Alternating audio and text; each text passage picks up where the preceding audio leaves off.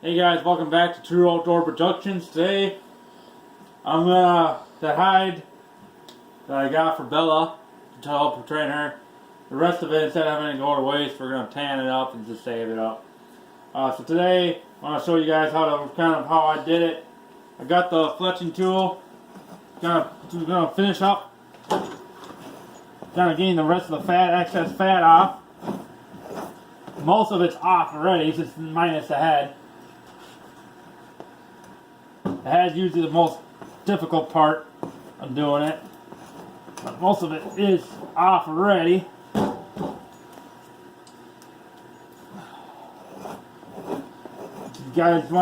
When you guys are first fletching it to get all the fat off, you guys want to do what I'm doing here. Just keep going. Make sure you guys, raccoons are one of the most greasiest fur bearers out there.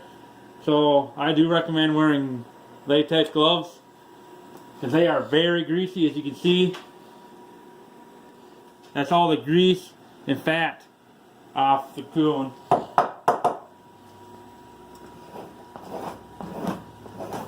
So what you guys want to do when you're first,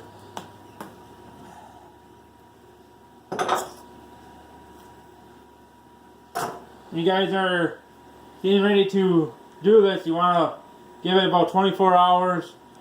A lot of people say 24 hours.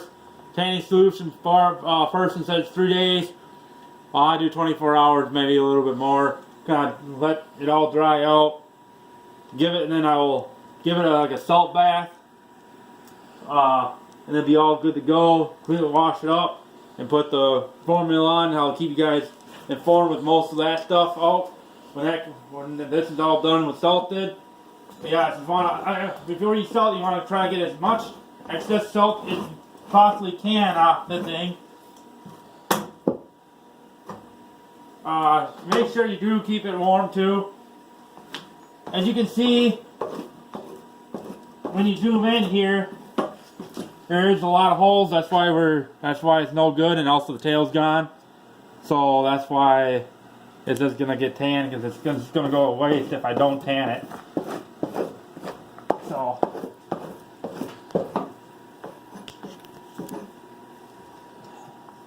that's what you kind of want right there. The head's not completely done, but don't ever stop it. It'll just take a little bit more tanning solution on it. Right now there's no fat, it's just all from the head shot I gave it.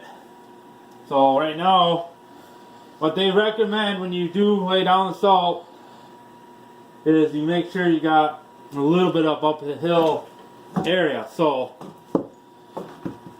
take that off. I may shift this to hold the coon on. It's an old 3D piece of stick board. Ain't nothing too serious, but you want to always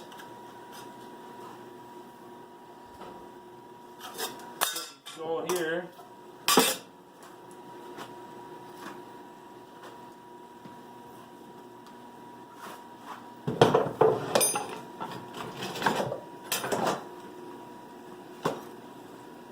And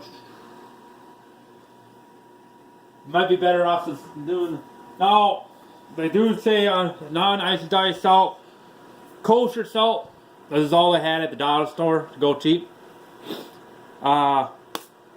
It is non-iodized, so it should work. Is what I read up on it. So it should do more. It should all work. So just make sure you get some kind of non-iodized salt. Is what they always call for. They always make this Kyle proof.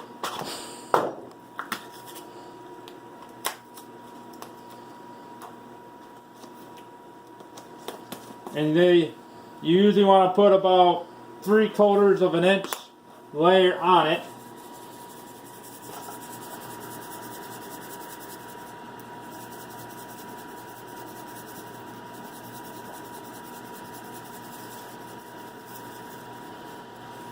Now this is going to make a mess when it's all done. So when I dump the salt all out, I'm going to want to do it outside. if I possibly can, because it is going to be really, because the salt will bring out the moisture and everything.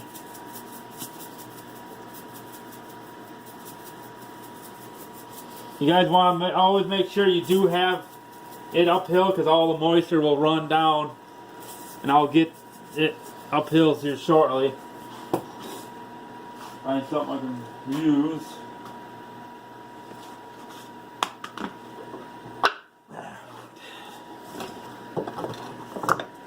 There, now it'll kind of help run down the hill. You gotta want a slight angle to keep it all the stuff that comes off in.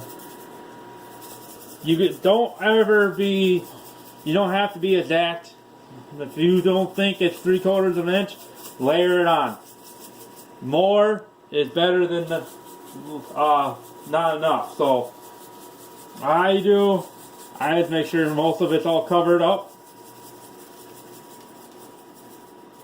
And like I said, this is only 99 cents, so don't, really cheap to go buy. You could even go to a farm store and get a non-mineral salt block and block it up apart. You can do that, or you can get non-oxidized salt from there as well in a 50-pound bag. So any feed store. Right now I'm just doing this. This is the only hide that I will have this whole entire fur bear season. Got a late start and everything, and it's just a lot of bull crap with dealing with non-trappers and hating that, so I just decided to go with one hide and be good to go. So I'm going to try to. That ain't going to work. So that's done. Well, now what I'm going to have to do, try to flip it around without making a mess. So what I'm going to do, as I showed you guys what you did here,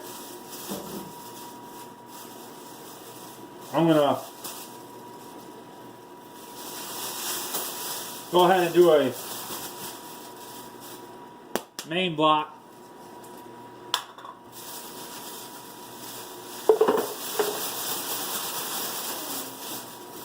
Like I said, don't be afraid to use it. A lot of people, I know it's not what a lot of people do, but this is what I do. So this is how you do it. I'm just going to add a lot of salt, mix them up, and then I'll put them down and let the salt kind of drip her down here and get it out. But stay tuned for tomorrow for the second time to give in like the salt bath. Stay tuned. See you guys later.